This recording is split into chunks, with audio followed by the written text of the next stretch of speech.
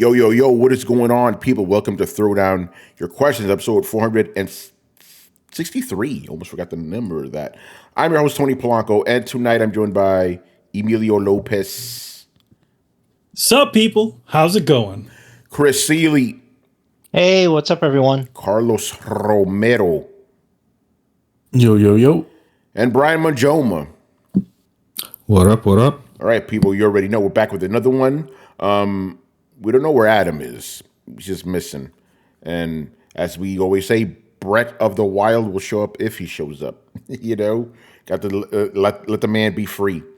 Oh shit! It says Eurocar is on a Eurocar 9 is currently on a 3-stream streak.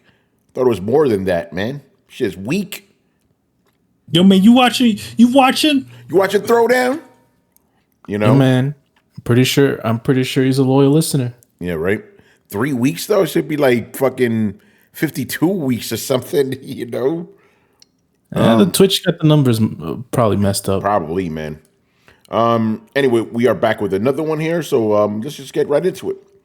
Alpha Chuck in the house, man. First question. Since we have no normal Throwdown episodes until 2024, when you talk about the GTA trailer dropping on Tuesday, what are your predictions for the release window? How badly will the internet break once the trailer drops? Oh, that's going to eat up the bandwidth that day. Absolutely. You know. Oh yeah, it's totally gonna take over everything. It's already kind of doing that. You already see like other brands using that same motif. You know, even King Kong versus Godzilla, believe it or not. You know, very interesting. But yeah, that's going to dominate shit. You already know. And then as far as release window goes, here's the thing. Every GTA game that I've known of has always been delayed. At least once. I suspect the same will be with this. So what I think is going to happen is they're going to announce that it's going to come out in 2024, but it's not going to come out in 2024. It'll come out in 2025.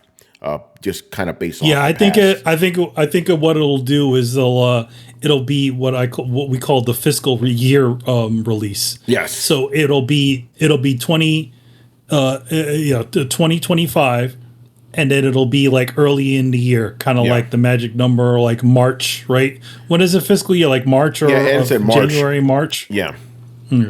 January, March. But remember, GTA games also kind of tend to just come out when they come out. Like Grand Theft Auto 4 came out in April, which is close. That's right after the fiscal year.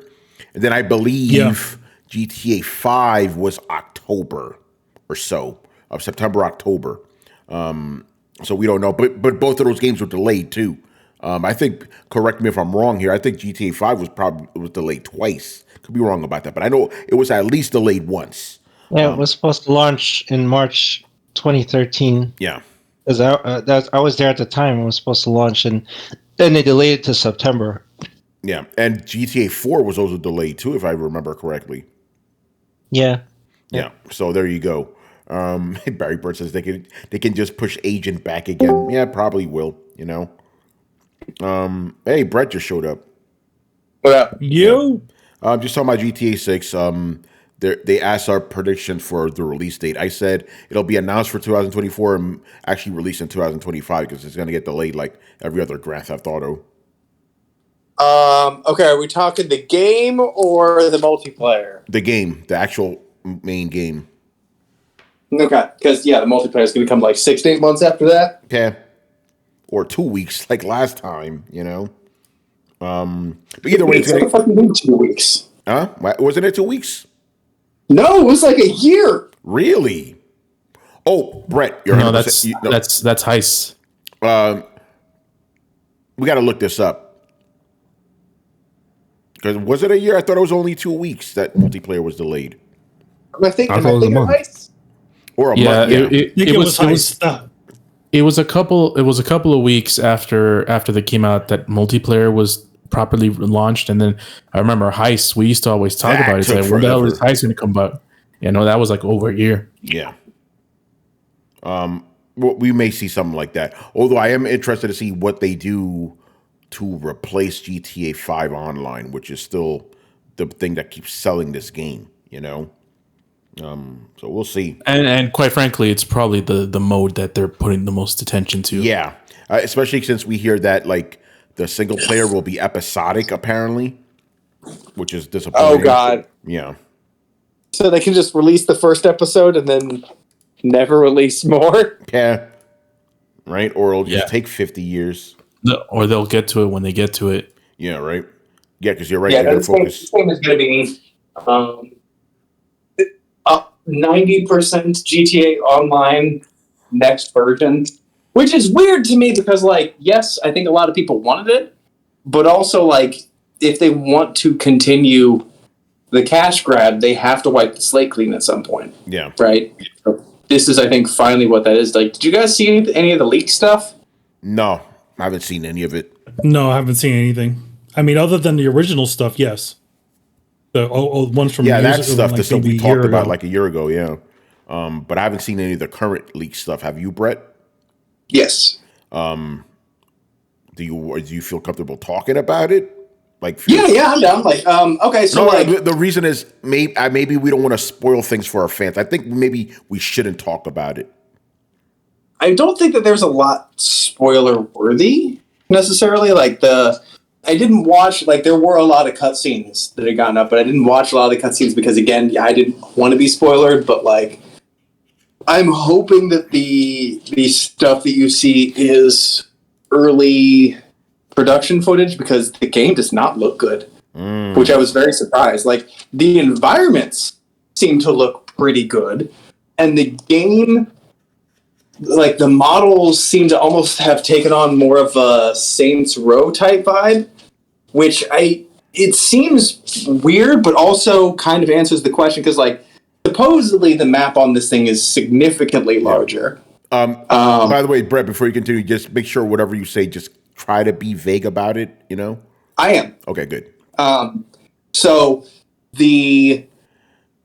and I'm pretty sure I know exactly what you're talking about. The map is supposed to be significantly larger, and I hear that a good portion of the building interiors are accessible.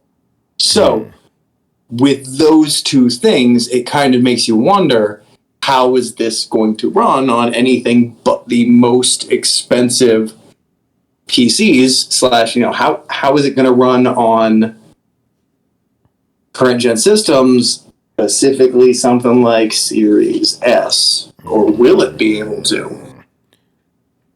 Good question. And does that mean, like, so they have two options here, that this isn't going to be on PlayStation 4 or they're going to lose a shitload of money. So I'm not saying that it's definitely going to be on PlayStation 4, but I would be a bit surprised if it were next gen exclusive. Yeah, just knowing how to spread across all the platforms. Yeah, I mean, they're kind of done with last gen games now, for the most part. So I'm not worried about that. Third parties are? No, there's still some third parties. There still are, but not as much as before. So I highly doubt this will be on PS4. You know. I hope not. I really hope not. Yeah, I'm not worried about that. All right, so yeah, we'll see on Tuesday when the trailer drops. So get ready. And by the way, just to add a note to that, we'll definitely talk about it in the pre-show of the Game Awards episode. Yeah. Oh yeah. You know what? Yeah, we'll talk about that. That'll be a good topic. All right, moving on. Next question, also from Alpha Check. The subject of sailing the high seas has been alluded to on the show before, but what are your stances on the practice? I am a staunch supporter of emulation, as most older titles are not available otherwise unless you feel like overpaying on eBay. I feel that the line is much more blurred when obtaining current titles, such as emulating Switch games on the Steam Deck, but understand why people do it. Where do you feel the line is? He's talking about piracy, by the way. I feel like in terms of older games that are not accessible, I really couldn't care less, because there's no way companies and there's no ways the companies can make $1 off of me, by buying whatever legitimate type of way they would have, which they don't. So in those aspects, like there's just no way to play it unless you actually do that, or you offload a bunch of cash on some older hardware, from somewhere else that's not going to make a dime for the company that made the game. So yeah, that aspect for sure. I have no qualms with that aspect or that avenue. Yeah, I mean, that's pretty much like how my stance is. It's like, if you can't get the game anyway, you're not really hurting anybody's pockets here, and Carlos, what's your stance on doing that for games you already own that are available? Oh, I feel this. Yeah, I already purchased. Yeah, that you already purchased. Particulars. Yeah, and you could still get them. Yes, so I feel the same. Yeah. I mean, I'm not distributing. I'm not promoting or anything like that. So yeah, I'm not gonna lose any sleep over that. By the way, are we all agreed that, or do we all agree that selling it is fucking bad? Yeah. Yeah. Yep. Oh yeah.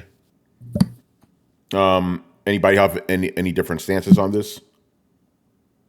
My thing is slightly different, but more or less the same lines, which is it's based around the idea of ownership.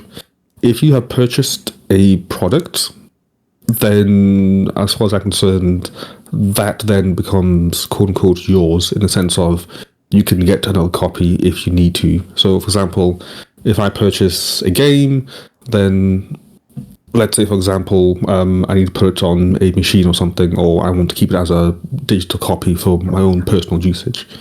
Fine. Makes sense. Let's say, for instance, there's a game I want to play and I want to purchase, but there's no viable way to purchase said game for a myriad of reasons, whether it's out of print or you can't find it. Again, I mean, like, genuinely, there's zero option for you to pay to get that product. Then, as far as I'm concerned, it's open to you doing whatever you need to get that. Because at that point, the owners of the product have not made a viable path for you to own said product. And hence, what else can you do about it? Like, the only other thing you can do is not get it. So, I don't know. It's a very weird stance. Brian, do you recall what the percentage was of games released in America that you can't get no matter what? I believe it was in the 90s. Like, it was a high percent. It was a lot. Yeah. Yeah, it was a lot. Yeah. And also this goes to the idea of DRM as well. So if you want to get a digital copy for your own personal usage of a product, then I think that's fine. And I even think it's fine if you purchased a product and then you find a way to remove the DRM from that. I think that's also fine, because at that point, again, it's your project. You can do as you wish, which is why this whole online verification thing is just really disgusting in all fronts. Yeah. Mm-hmm. Right. Anybody else?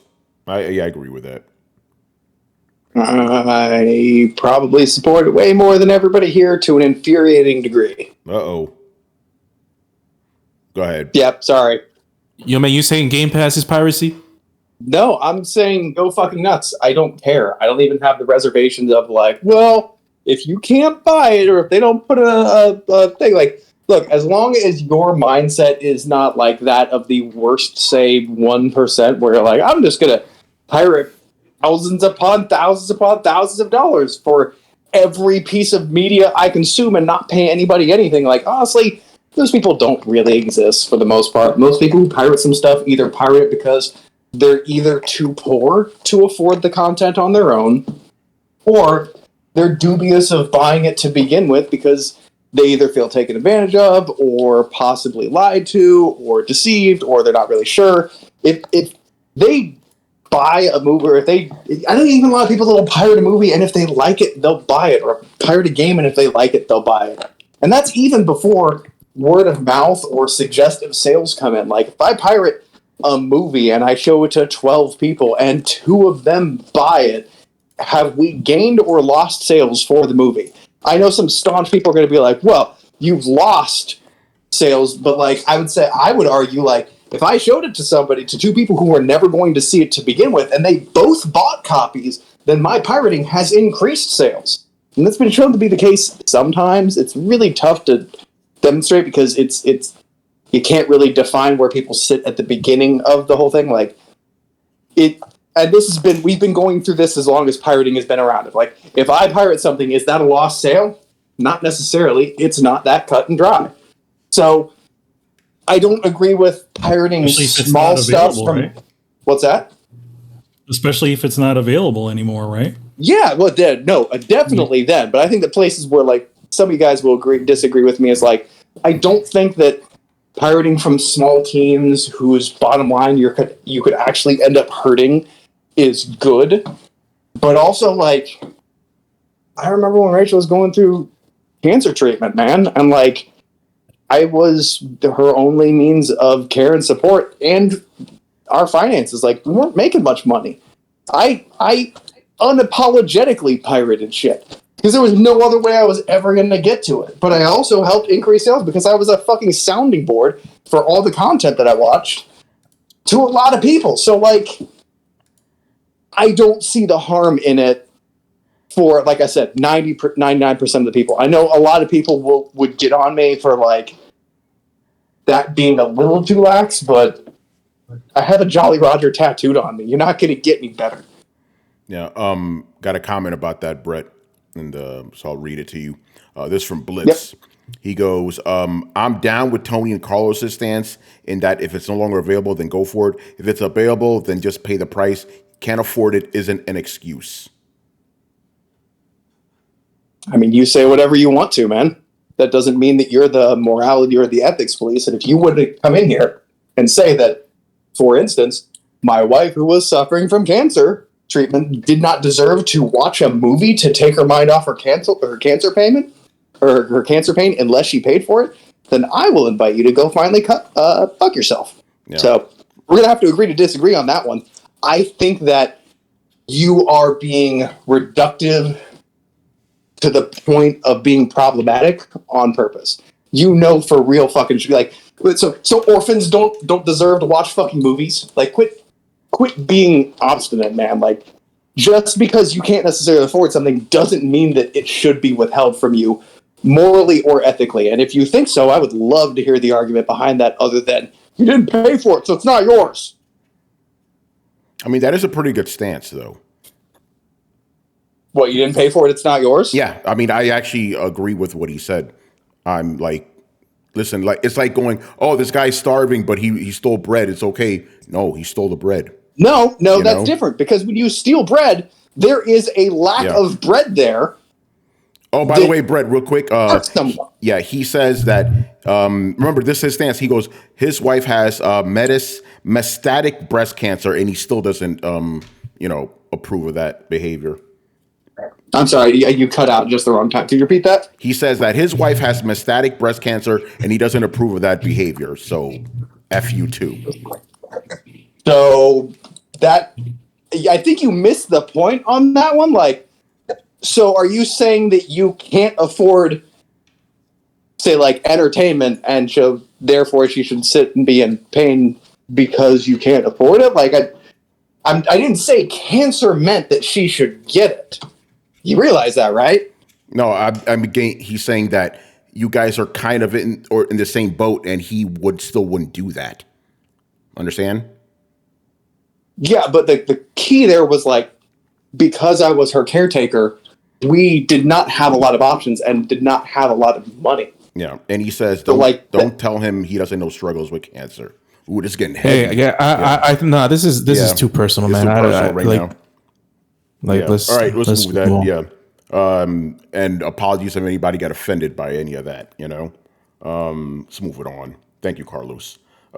Next question. We're veering completely to another topic right now. Also from Alpha Chuck. This is not intended to fan the console war flames or disparage any group of gamers. I just find it curious. I made an interesting observation regarding achievements, trophies between platforms. It seems that PC and PlayStation users complete games faster than Xbox.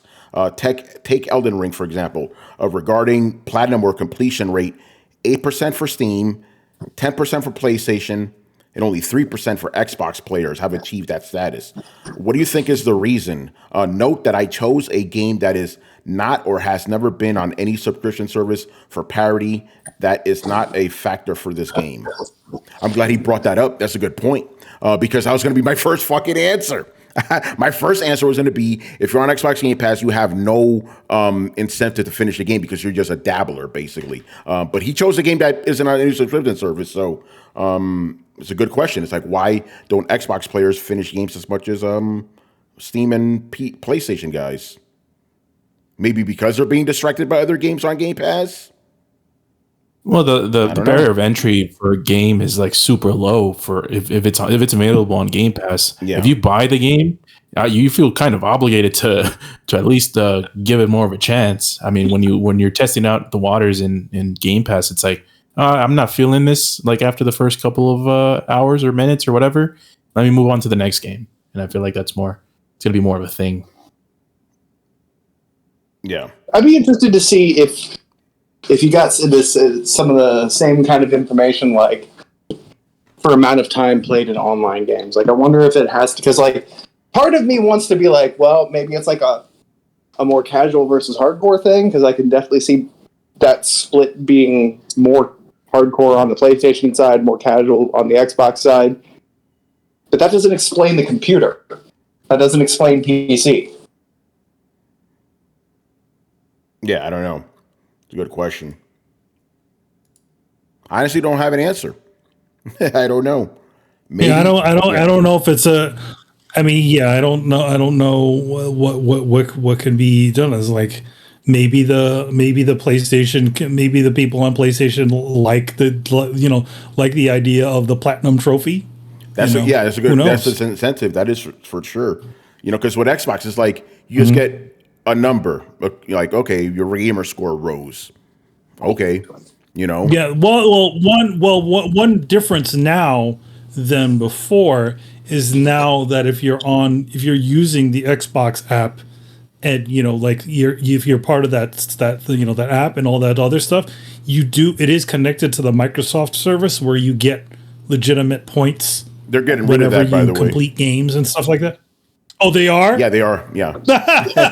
They're getting rid of that. I guess. My guess is because there are a lot of, maybe it's something that a lot of people are not interested in. But I mean, legitimately you could get some, like you get like $5 off of $5 gift cards and all kinds of other stuff. I mean, Adam for a while was saying how much he was additional stuff he was getting for playing games on there and checking in. Yeah, but yeah, they're cutting that service off. I wonder if Sony's going to do that too. I don't know. They got something similar now. Well, I wonder, I know Elden Ring isn't technically a single player game, but it kind of feels like one, and that's how most people play it. So from that point of view, if you kind of look at it like a narrative heavy single player game, it would definitely fit better into PlayStation's ecosystem that way. Yeah. Do you think maybe like Xbox guys don't beat as many games because they mostly play multiplayer games? I don't know if there's data for that, but I don't know. Part of me wants to say that just because, like, I know that games like Sea of Thieves have like a real healthy ecosystem on there, so like people are on there. I think that maybe they're gravitating more towards those type of games, which would again kind of be classically what PlayStation and Xbox generally do. Like, PlayStation has more traction with narrative kind of big budget games, and Xbox has traditionally had more traction with like online multiplayer games, not necessarily like Fortnite, but like Grounded and Sea of Thieves and that kind of thing. Yeah, could be that, but it's a good question. I never realized the numbers were like that, because it seems like Steam and PlayStation are roughly the same. Then Xbox is just, Well, I mean, the thing about it is like, I would say the general market console would be the the Zeitgeist console would be PlayStation. So that sort of makes sense to me. But yeah, the completion rate, I don't know. I mean, like I would think it would be more about the sales numbers than the completion rate. Yeah. And by the way, but just real quick, completion rate in this case means 100%ing, because actual completion means actually it's like 25% or something. You just beat the game. These stats. Okay, so it's actually so it's just beating the game, not the It's just beating the game, not just what's that thing? No, he's asking for guys who got 100% with the platinum, all that stuff, But I'm saying completion rate, just dudes who beat the game, it's roughly 25% across the board. Last time I checked, it could be different now. Last time I checked was like a couple years ago. Wait. So that would mean, if that were the case in this, that you're getting more trophy hunters specifically on PlayStation. Yeah, because he's talking about achievements and trophies. Yeah. Okay, well that's a whole different thing, and kind of implies a whole different set of reasons, I would think. Like, okay, so what about? I mean, it seems counterintuitive when you're like, Xbox gives you free stuff for getting achievements. PlayStation doesn't, but PlayStation seems to have better system. Not so much now, because if you're part of their very similar sort of thing, you do get points, that you could use to get like cards in game, like get what is it, those PlayStation cards or games. Though granted, I would say what Xbox offers is a little bit more easier to generate points for than it is for PlayStation. But still, so it's the same, I don't know. Okay, so like, I don't know. I don't know. I don't think like you don't. In other words, you don't get any for PlayStation. You don't get points for just completing the game as you would on Xbox. Like they're like you getting the achievements actually affects the amount of I guess points that you're generating. Whereas for PlayStation, you have to do specific tasks in order to earn points. So they're like, hey, Elden Ring just came out. You can earn this. You can earn a bunch of points to go toward a gift card, like a gift card or a PlayStation card, and earn a stupid virtual item. Stuff like that. So I don't know if it's a thing. I definitely don't think it's their reward system, because I think their reward system is kind of shitty compared to Xbox. At least anything, anything on Microsoft can generate points to be used to create something. Like, in other words, doing searches on their search engine on stupid Bing, like playing games, just getting a bunch of achievements gets you points. Logging into their application daily also earns you points. And also playing this one Bejeweled type game on there also earns you points. So there's all these different things that can earn you points on there. And you would think, okay, yeah, you finish the thing so you can get some more points. But I don't know.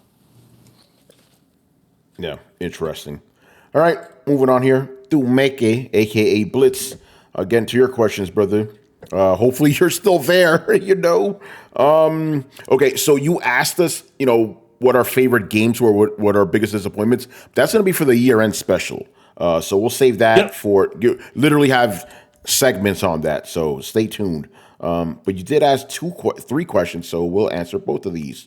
First one here is, with Sega sending out cards to influencers stating "New era, new energy," and saying to watch the Game Awards, what's your realistic prediction?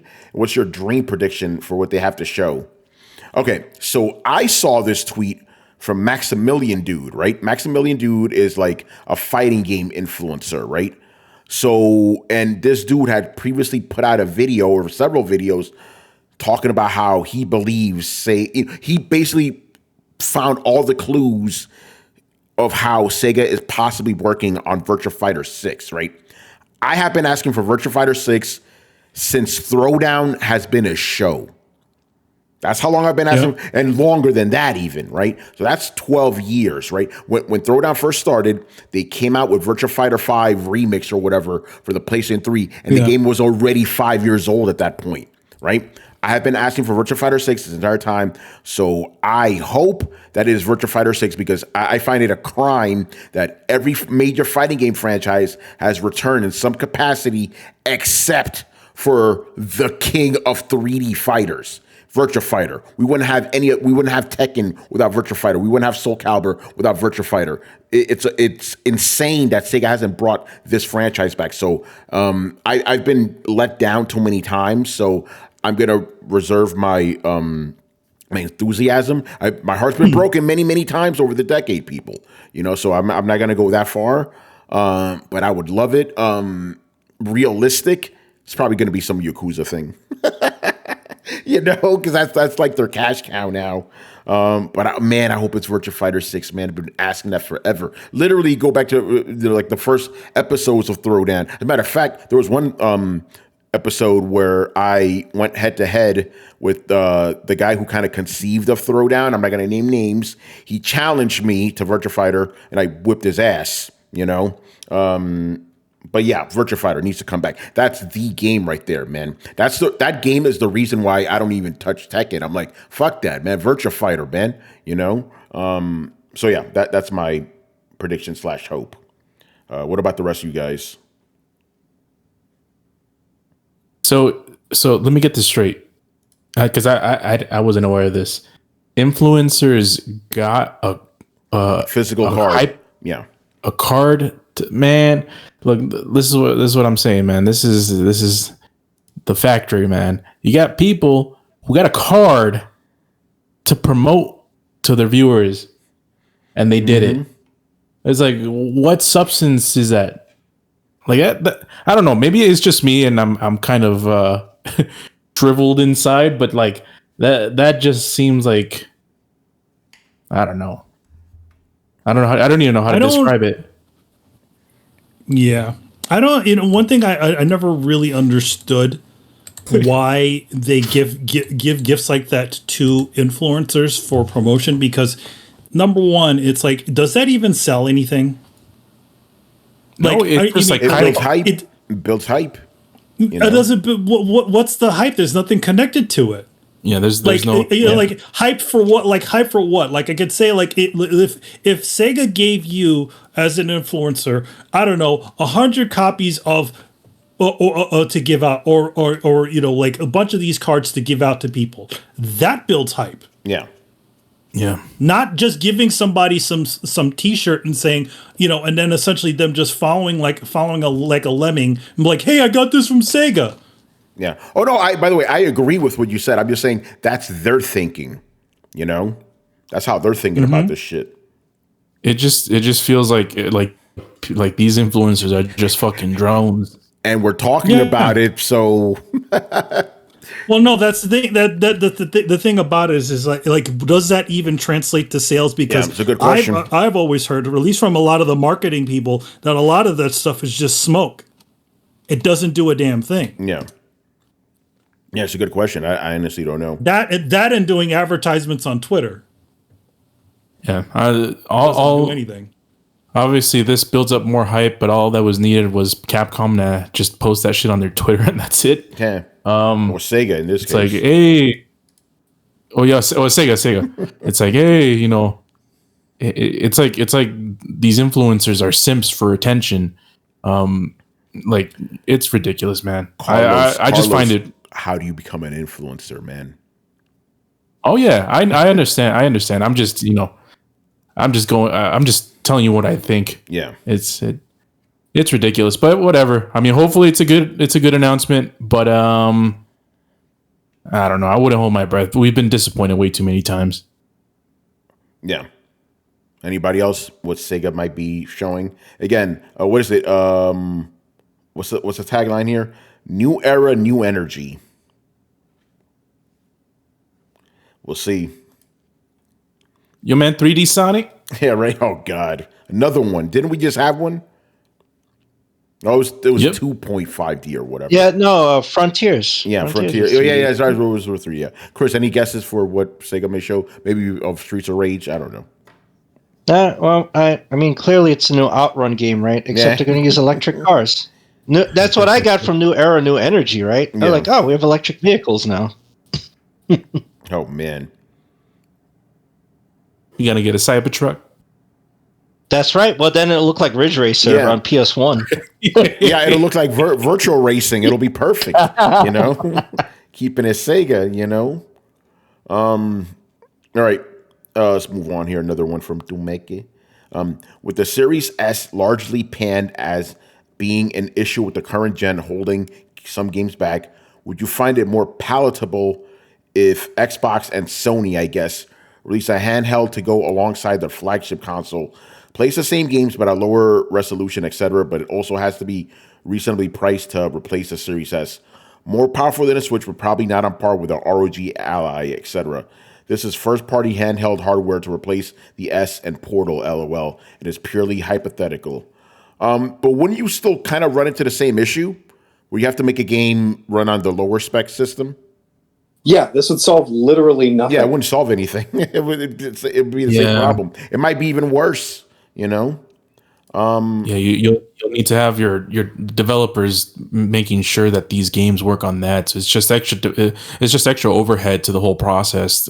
I don't see how this would help. Yeah, so it wouldn't help at all. And Blitz, man, I've been let down so many times by Sega teasing shit. So hopefully we'll see, man. All right, moving on here. Jolly yellow nerd, Brad. By the way, people, we only have 2 more questions. So if you want to ask us anything else, please feel free to. If not, show's going to end early. If that's the case, can you just interject and kind of loop back into the last question? About Sega? I heard. Yeah. No, I don't care about Sega. Yeah. Again, I'm with you, Tony. It's like until they show something, I don't care. Just either show it or you don't. Whatever. Yeah. Regarding the CSS, do you guys hear about the news from Larian Studios regarding the Baldur's Gate 3 news that they have about the Series X? No, what's going? Because remember, people, in case you don't know what Brian's talking about, the reason that game hasn't come out on Xbox is because they couldn't do split screen on the S. So what's going on with them now? Basically, in the quest to make it run on that platform, they managed to get through a hurdle, I guess you would call it, and they optimized the game. So now it's I don't know if they said that it can run well, but by the sound of it, they managed to make a few optimizations that will also benefit all other platforms.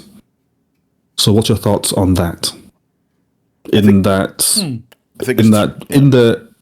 efforts to make it run on a low-powered platform, they managed to optimize it, so now it benefits every other platform.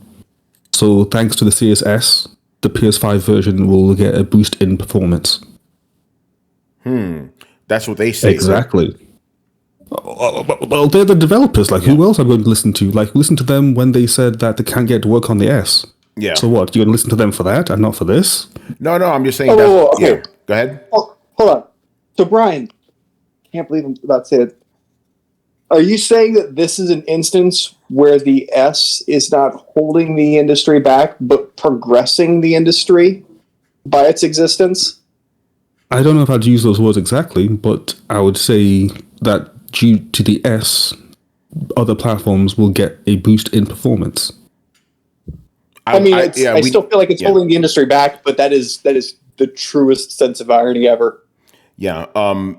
We need to get Digital Foundry on the case, because I want to see how much the performance goes up. Go ahead, Brian. Let's Carlos. Carlos, yeah. The whole thing I call shenanigans because literally every single game that's come out these last 3 generations has gotten better after several months or a year of more fixing bugs, increasing performance. Cyberpunk is a completely different game now than it was when it came out 2 years ago. So I mean, they could just be framing it that way. Like, we have managed to do optimization, not because our game was unoptimized, but because of Xbox. We've managed to optimize it enough to be on Xbox.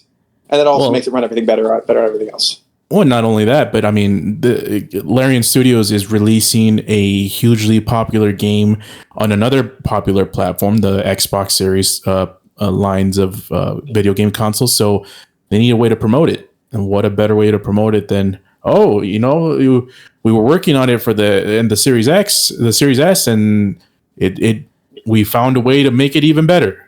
Of course you did. You've added extra development time, significantly more development time into the game. You can always improve it. See, Carlos, this is why I like you, man. That's you need that level of cynicism and skepticism about shit like that, you know. So I'm with you on that one. My thing is like I want to see the actual improvements, like a before and after, you know. Yeah, and I mean, and obviously, working on it on a Series S is gonna help you, figure out stuff like if you got bugs, if you got performance hiccups, like working on it more can only help. But I mean, at what point, this game has been delayed on the Xbox for over 6 months now? No, not 6 months, because the game came out in August, I believe, on PC. Then in September, PlayStation should have come out in September for Xbox as well.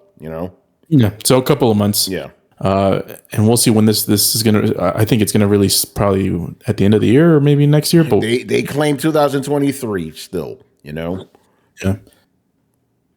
I'll believe it when I see it. Kishak sent a highlighted message. He said, "Yeah, they got better at making games on the new platforms over the past 3 years, so of course they would improve performance." Yeah, exactly. Yeah, he calls shenanigans on this too.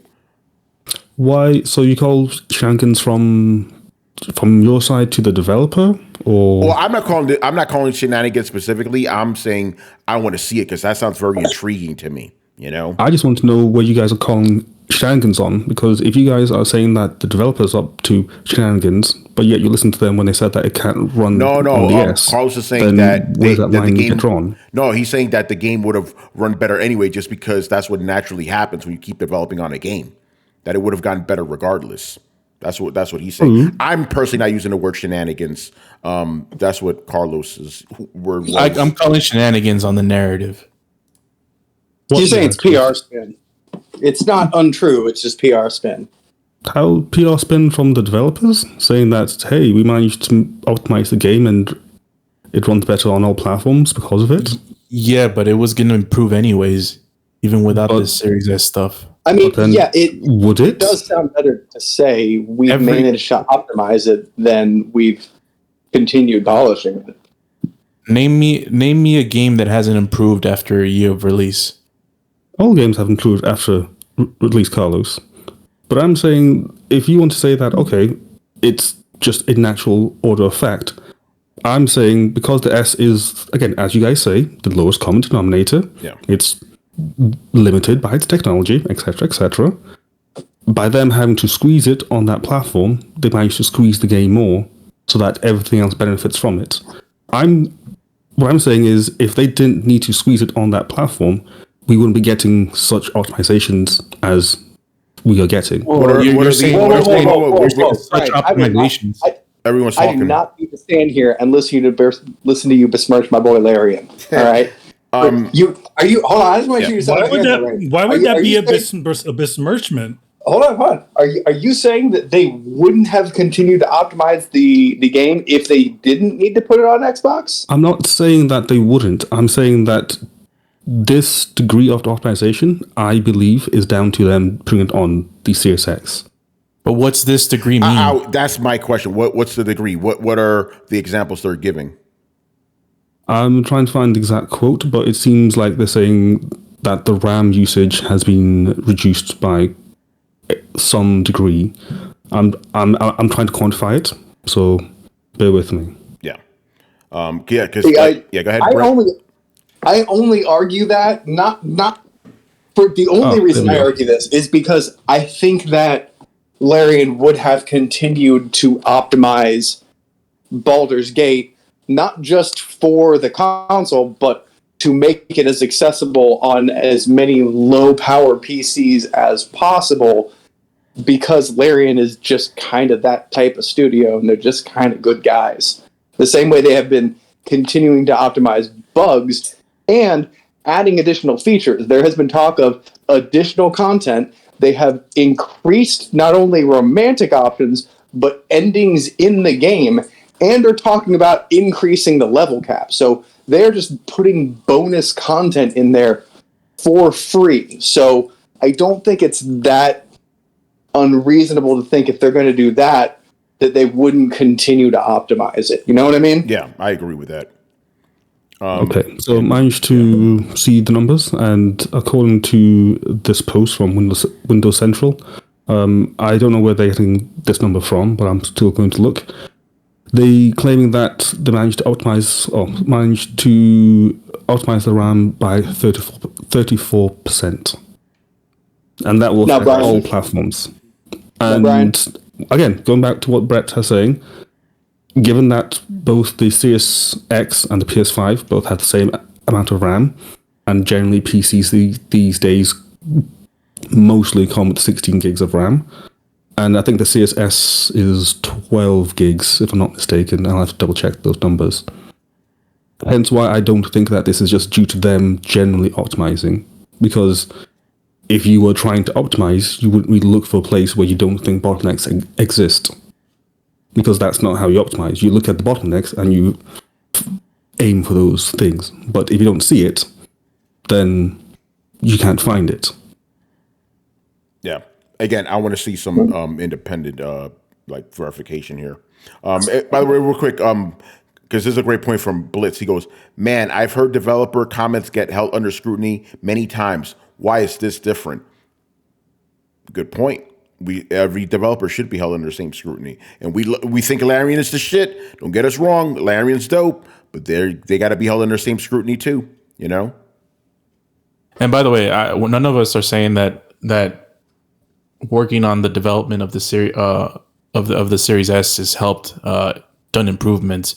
It's just more like I'm pretty sure this game was going to be improved significantly anyways. Regardless, they're already at it. But just to your point, Kishak says the last update for Baldur's Gate 3 added a shit ton of new content for past and game. Larian are great. So yeah, then that's content, not optimization. Yeah, I'm distinctly talking about optimization, because again, this is like the talking point is getting the game to run on the Series S.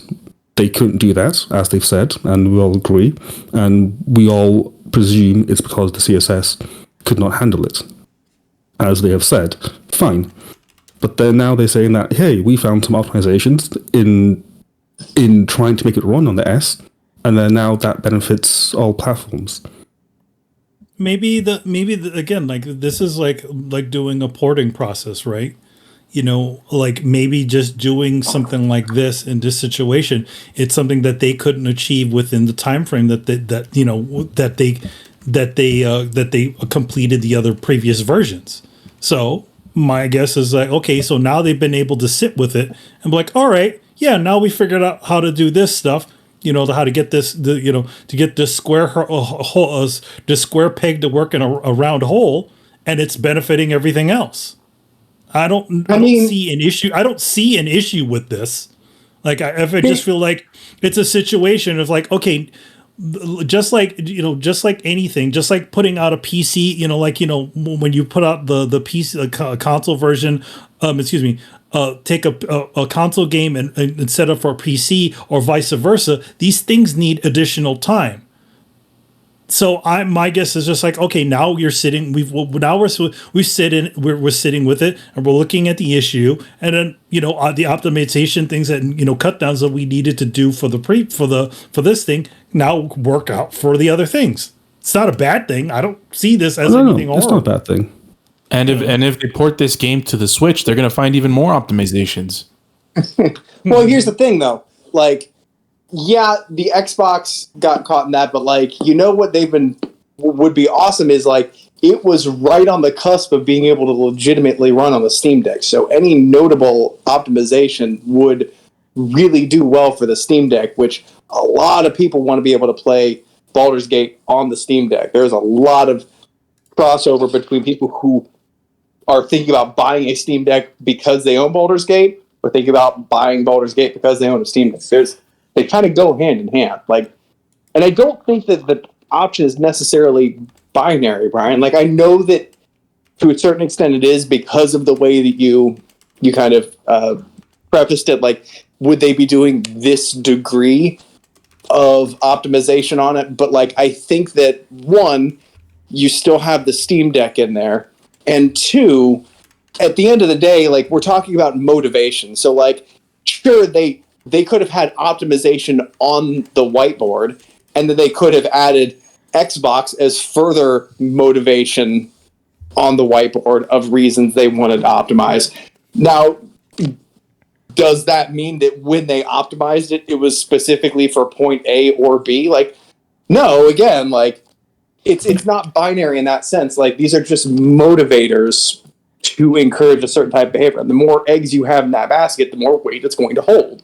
So which egg, you could ask which egg in that basket is the one that made you motivated to do the task. And like, it's not really any of them. It's the culmination of all of them. So I will agree, though, that weight probably got put on optimization. Importance probably got put on optimization because of the limitations of the Series S. Like, I'm willing to meet you there if that'll make you happy. That is mostly what I'm trying to say here. Like, there are optimizations that have happened, and from the words of developers themselves, we owe it due to the CSS. Yeah. No, I mean, if that's the case, that's pretty dope, you know? That is what they've said, and I also checked the RAM as well. The CSS has 10 gigs of RAM, which is far less than I thought.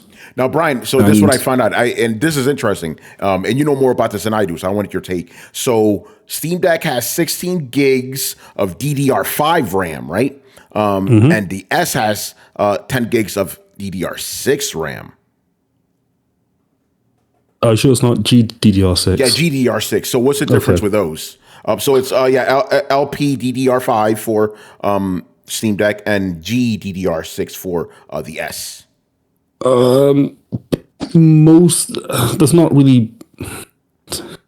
Okay, it depends just how deep you want to go into it, but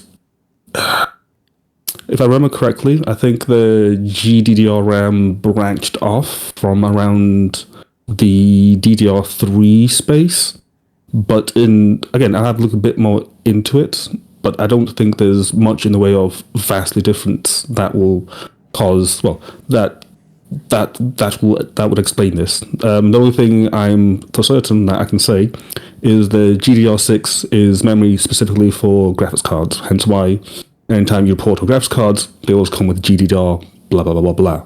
Whereas DDR is just general computing RAM.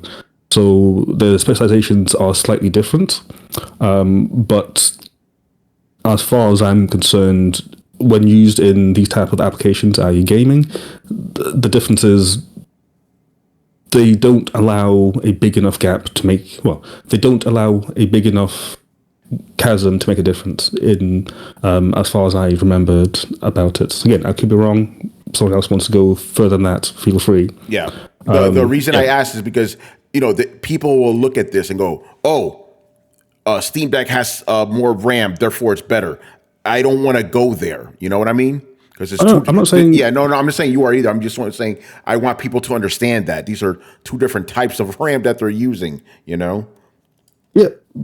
My thing is looking at what they've said and looking at the fact that the CSS has less RAM than, again, PS5, Xbox, most PCs, according to the Steam charts, and also the Steam Deck, which roughly 16, give or take. Yeah, it makes sense that when the developers come out and say, "Hey, we found a way to optimize the RAM because we had to make a game that's running on 16 gig machines run on a 10 gig machine." Yeah, to me that makes obvious sense. I mean, the thing has less RAM. So hence you need to find a way to optimize the RAM, make it run on that machine with less RAM. Yeah.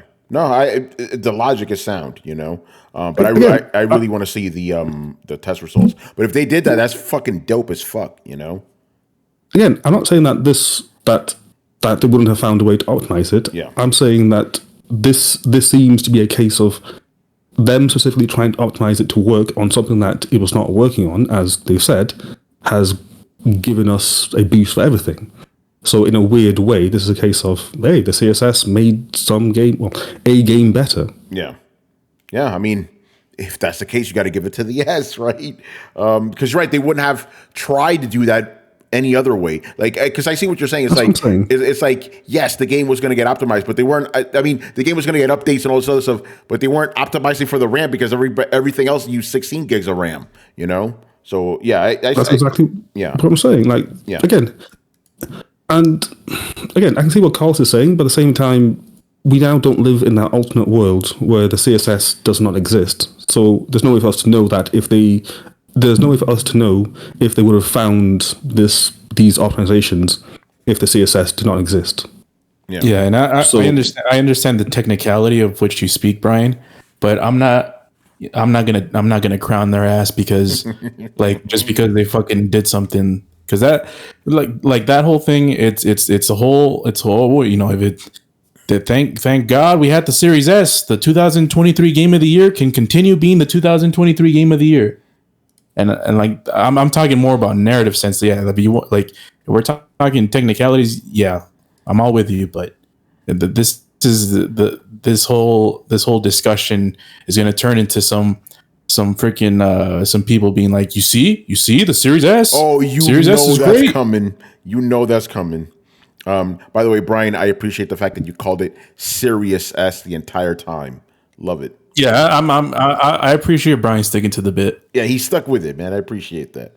By the way, shout out to Dirty Deaf Dealer for subscribing. Appreciate it, man. Yeah, one of the old school, man. Been with us forever. Shout out to you, man. All right, good stuff. Glad that went on. Now we're good. We could probably have a normal length show. Jolly Yellow Nerd, we good. In regards to the whole Xbox tax conversation that's been going on, I know the word tax is thrown around for sensationalism, but maybe burden would be a more fitting term. As you guys have said, Microsoft has earned its position of people being doubtful / suspicious of Xbox announcements and news. It's a burden that they created on their own, and they will have to deal with it on their own. Maybe Xbox burden fits. Yeah, I like that. I call it the Xbox... Damn it! I forgot what the fuck I called it last week. But I do like burden. It should be the Scarlet Letter. Yeah, I call it the scrutiny. That's the word. Xbox scrutiny. You know. But yeah, it's because the thing is, burden also makes it seem burden could be a noble thing in some cases. We don't want it to sound noble. You know. But I also see where you're coming from. But I think we all agree we don't like the word tax. It's stupid. You know? There's no money here. You know? Scarlet Letter, I like that one. You know? The Curse of Xbox. Anything it's an X. Yeah. the Scarlet Letter of Xbox is X. Or Xbox Curse, you know? But either way, yeah, tax is stupid. So you know what? If you want to call it the Xbox burden, you go right ahead. I like that, you know. All right. Last question of the night, unless we got any more. Circling back around to the first one. This from Michael Santiago, our boy. What's going on, Throwdown? What's going on, Michael? He goes, after seeing the poster for GTA 6 being used for other games and even films, we talked about that. My question is GTA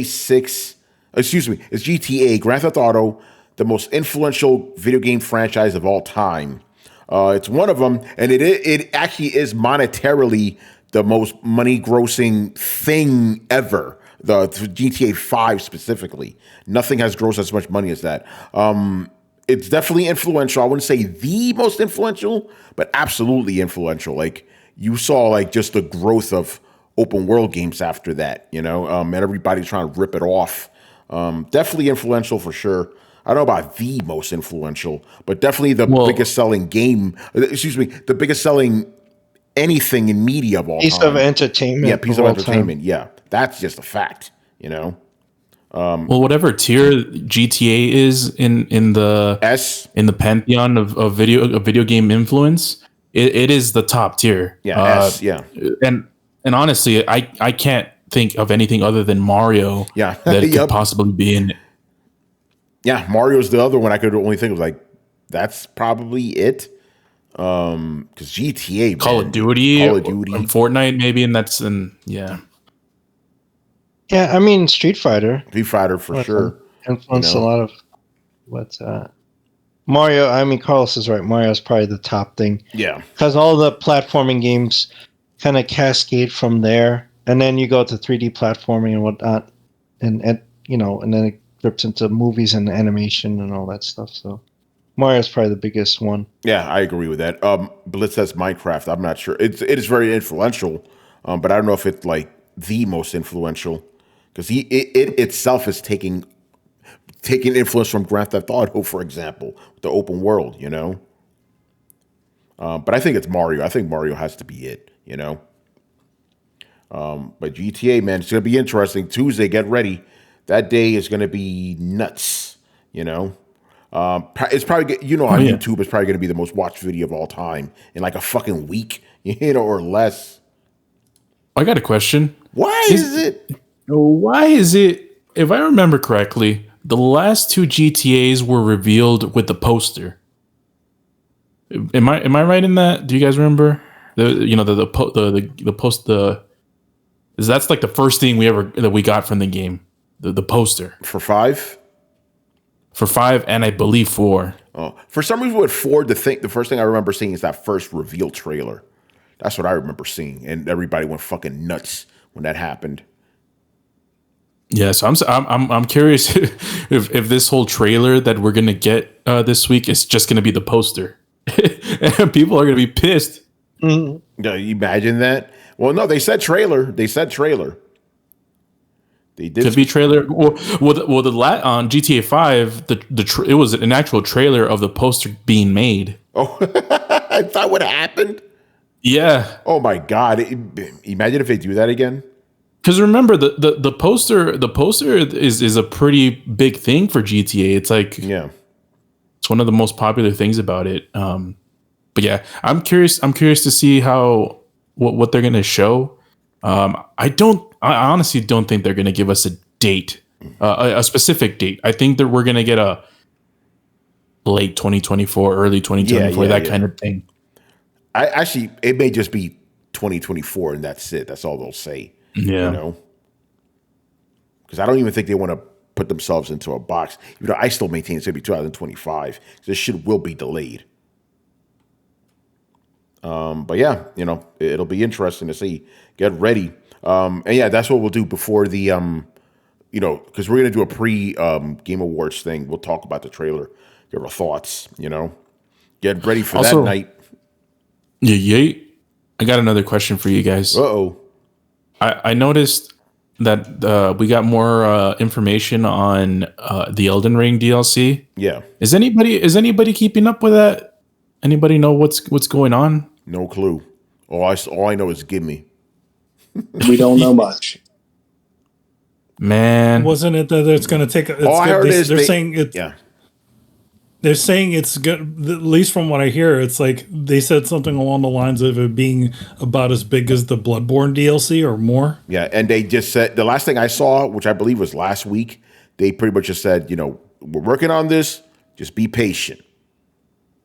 Yeah, which, I'll be honest, it's kind of just disappointing because, like, Bloodborne DLC was not that big. I mean, it's pretty hefty. You at least got 3 new bosses. And you got a whole the crazy town. You got that under area, and then you got like that last thing. You got a pretty decent amount of stuff. Yeah, it's about as big as Yarnum, and all the different adjacent places. You got like 3 locations on that with new bosses. So I'm not saying like 4 new bosses. I think. Well, that's what I'm saying. Like it's not that it's particularly small, it's just that it's not particularly huge. It seems about the size of other Souls DLCs, but like every other Souls DLC came out like a year after the game, and like this one is much longer. Yeah. Do you think that's because it's an open world and it's just going to be, taking a while? My honest opinion is that I think for some reason it was because they didn't have DLC planned immediately. And I think it might have just been one of those, just because like the world in Elden Ring is so fucking big that I could almost excuse Miyazaki for being like, you know what, let's just put all the DLCs in with the game and make it gigantic from the start. And then we get it, and we're like, more please. And he's like, are you fucking kidding me? Yeah. But yeah. So then he had to be like, okay, well, look, we've got Fires of Rubicon halfway through development. We got to finish that, and then we'll get some Elden Ring stuff out, I guess. So it like, I wonder like if that pushed back development of what Elden Ring 2. Because I wonder if like maybe they haven't said anything about Elden Ring 2, so no, we have no idea what's coming afterwards. And like, if you look at the general stack, like here's the thing I'm trying to figure out. If you look at the general release rate of FromSoft games as just Dark Souls type games, we get one about every 2 years. If you look at Fires of Rubicon as replacing one of the Souls games in the release schedule, it would make sense that, because that just came up and it's been about 2 years.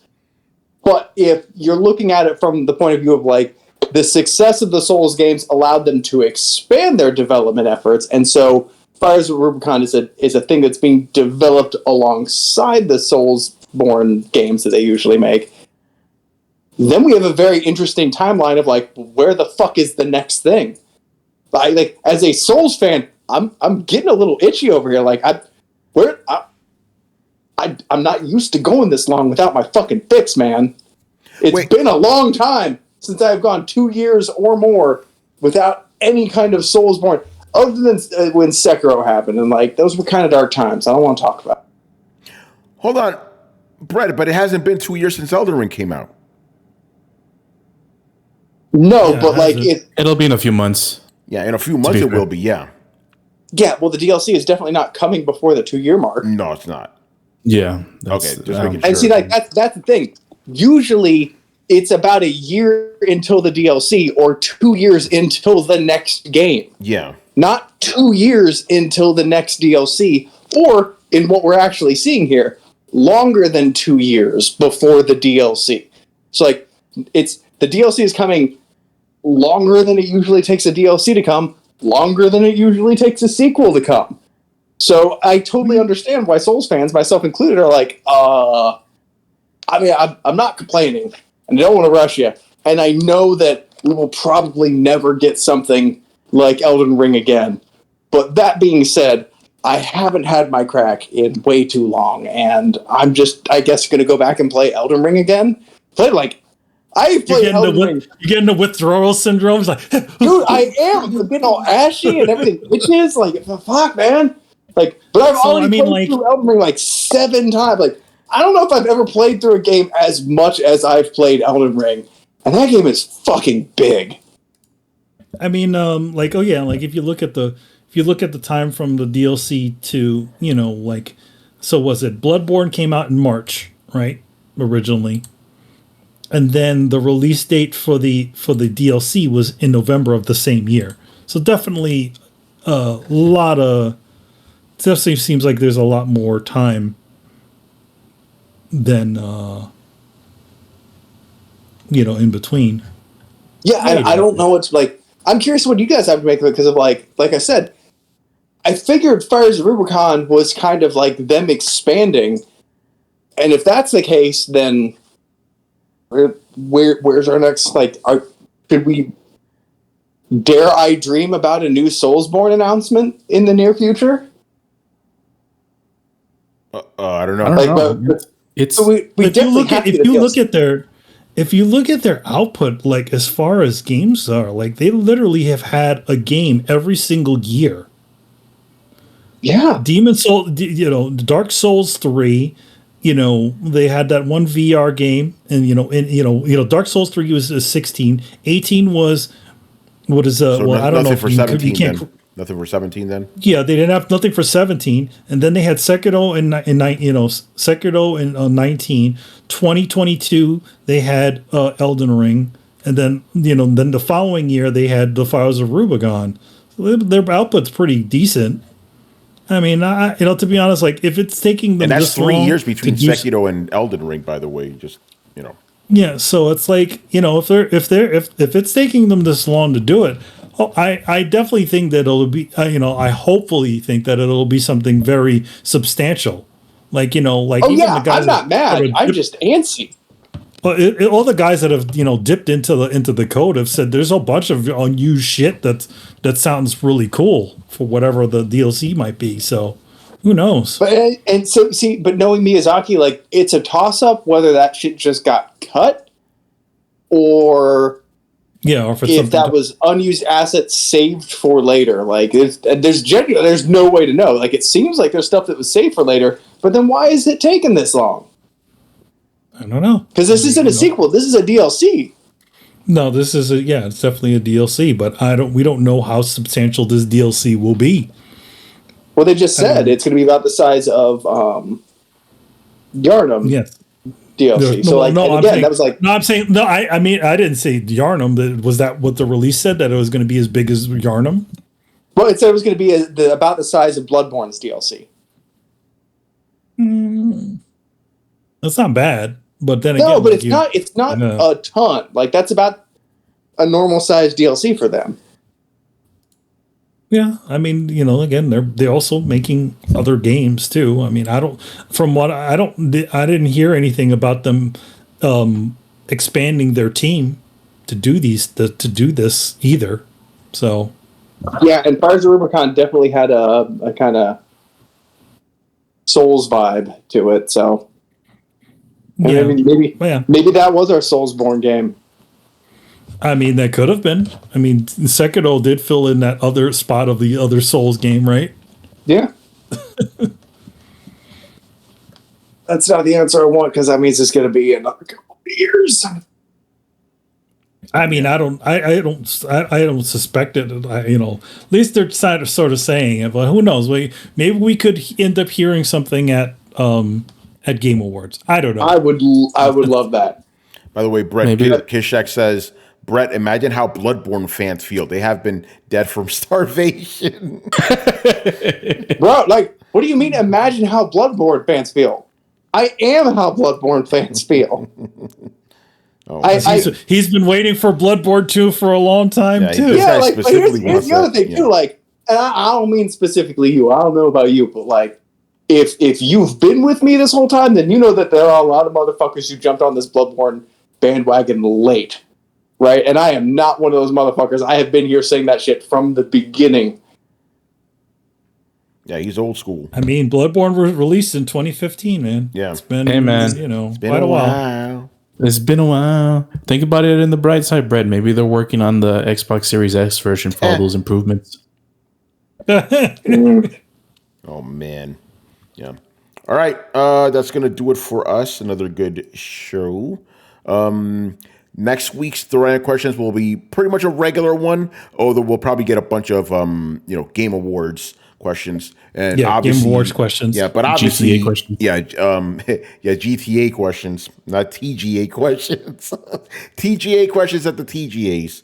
But yeah, this week's Thursday show will be our live stream of the Game Awards. We'll be roasting it for 3 hours or 5 hours or however long that fucking show goes on for, so it'll be good. Richard Bailey Jr. is going to be joining us. I'm going to reach out to David Giltonen. He's always a good guy to have on for that. And we'll have a good time, as we always do, making fun of this dumbass award show. Can you imagine if there was something that actually got us all excited? That'd be crazy. Yeah. I mean, hey, listen, we got excited when the Xbox Series X got revealed, so it could happen. It could definitely happen. Yeah, it could happen. So we shall see. But I wonder if they're actually going to beef up security like they promised. We shall. To be honest, like we said on the thing, like I said on the last Thursday show, it's like you had literally had this shit 2 times happen to you 2 times on 2 different shows, back year to year. They better get their fucking shit together. I can guarantee you they will, because here's the difference, right? First time it happened, that's a little embarrassing, but really what we're just risking the safety of the people that we're giving awards to.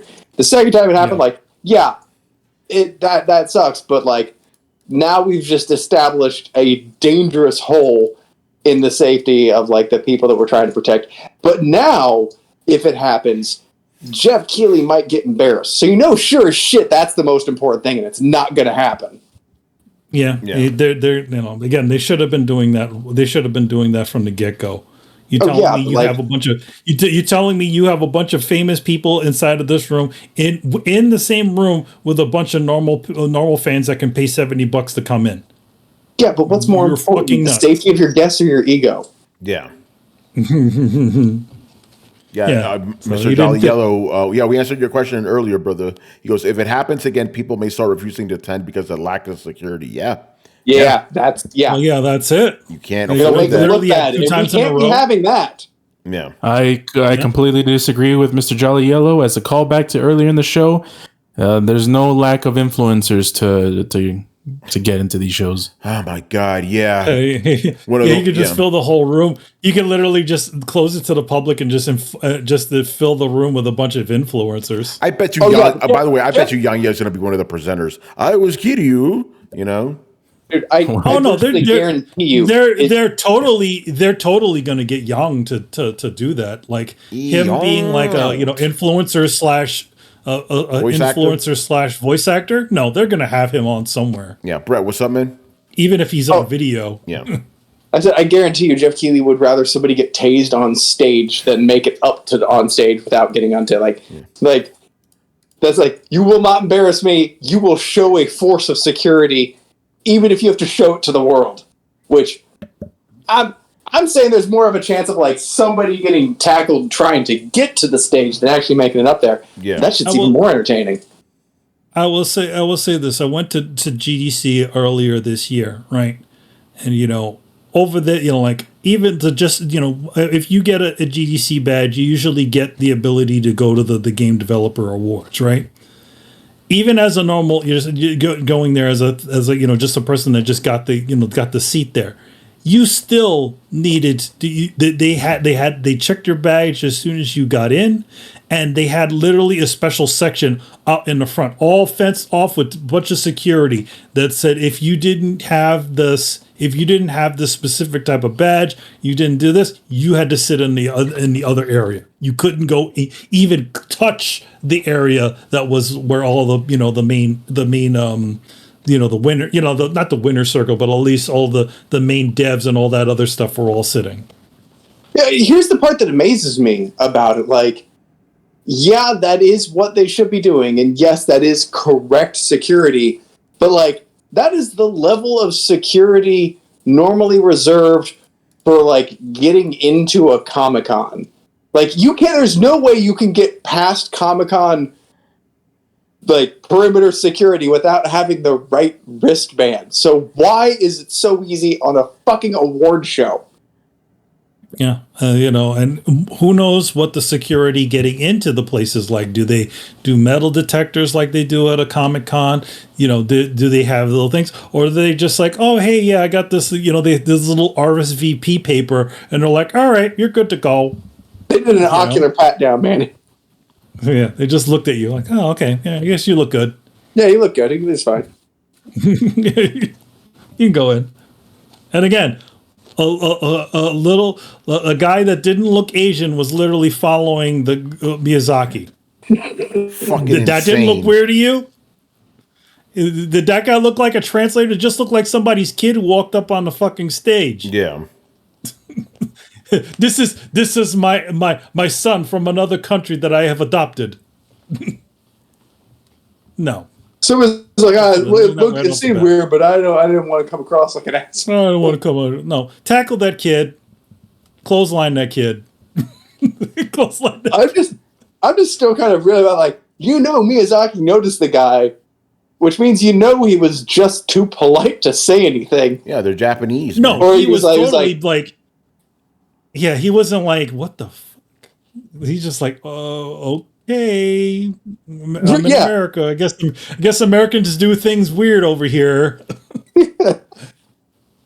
Whereas, like Tony said, if it were like a New York development team, we'd be like, who the fuck are you? Yeah, who's this guy? Yeah, it'd be like, yo, what is this? Who's this guy? Get this guy off the stage. Yeah. Actually, any Westerner would be like, whoa, what the fuck? What's up with this kid? No, that wouldn't have happened. But again, it happened to Jeff twice. It happened to Jeff twice. What was it? Who was the other one talking in the other show? It was the Summer Games Fest. It was like, I forgot what it was. It was like for some Xbox thing, and these guys just walked up behind the dude from Xbox. I'm like, come on, Jeff. Twice. Just because you're in Europe, it doesn't mean that shit doesn't change, man. Yeah, no, you gotta have tight security, Europe man. Still has psychopaths too. Yeah, exactly. All right, man. So that's gonna do it for us. Do we have anything to plug? I'm gonna guess that's a no. Carlos, no. I'm Negan.